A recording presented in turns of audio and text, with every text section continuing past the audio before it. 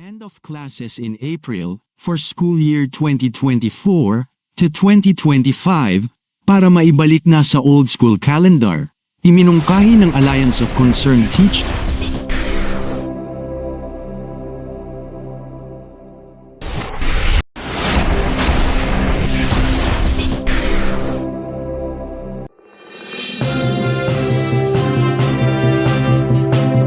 Magandang araw po mga kaguro. End of classes in April for school year 2024 to 2025 para maibalik na sa old school calendar. Iminungkahi ng Alliance of Concerned Teachers, ACT, na ang pagtatapos ng mga klase sa paaralan sa Abril ay maaaring humantong sa mas magandang resulta ng edukasyon. Ipinapangatwiran nila na ang pagbabagong ito ay maaaring makatulong na maiwasan ang mga abala na dulot ng matinding init sa mga buwan ng Abril at Mayo. Ayon sa ACT, ang kanilang plano ay magbibigay ng 175 araw ng pasukan sa academic year 2024 to 2025, mas kaunti lamang kaysa sa kasalukuyang 179 na araw. Ang pagbabagong ito, iminumungkahi nila, ay maaaring humantong sa isang paglipat pabalik sa school calendar na ginamit bago ang pandemya.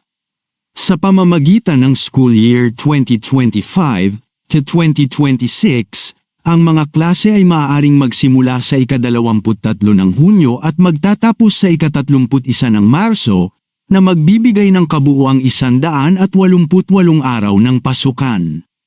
Binigyang diin ni Vladimir K. Tua, ang chairman ng ACT, ang mga benepisyo ng hindi pagkakaroon ng paaralan sa pinakamainit na buwan. Sa halos 6,000 na mga paaralan na gumagamit na ng mga alternatibong pamamaraan ng pagtuturo noong unang bahagi ng Abril, nakikita namin na ang init ay nakakaapekto sa kakayahan ng mga mag-aaral na tumutok at nagpapahirap sa pagtuturo, sabi niya. Hinimok din ng grupo ng guro ang Department of Education, DepEd, na muling isaalang-alang ang mga plano nitong baguhin ang school calendar. Nanawagan sila ng mga bagong talakayan sa mga guro at iba pang grupong kasangkot sa edukasyon. Ang mga pag-uusap na ito ay kailangan dahil nagbago ang sitwasyon sa mga silid-aralan. Hindi pa sumasang-ayon ang DepEd sa agarang pagbabalik sa nakaraang school calendar, ngunit binanggit na ang paggawa ng anumang mabilis na pagbabago ay maaaring makaapekto sa kalidad ng pag-aaral at kalusugan ng mga mag-aaral at guro. Hiniling din ng ACT sa gobyerno na lutasin ang mga problema, tulad ng kawalan ng sapat na silid-aralan at tiyaking maitatayo ang mga paaralan upang makayanan ang init. Noong nakaraang linggo, sinabi ng DepEd na hihingi ito ng karagdagang patnubay kay Pangulong Marcos na nagpakita ng pagiging bukas sa pagbabalik sa old school calendar. Makakatulong ito na maiwasan ang mga kahirapan sa pagtuturo sa napakainit na mga kondisyon na humantong na sa pagsususpinde ng klase sa maraming paaralan nitong Abril.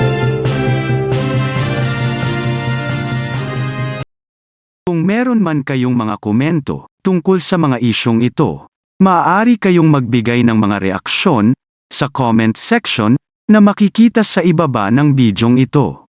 Maraming salamat, at kung ikaw ay interesado ng mga bidyong tulad nito, mangyaring suportahan ang channel na ito sa pamamagitan ng pagpindot ng like, pag-share ng mga video at kung bago ka pa lang sa channel na ito, please subscribe sa channel na ito at pindutin ang notification bell at piliin ang all upang maabisuhan ka para sa mga paparating pang mga videos.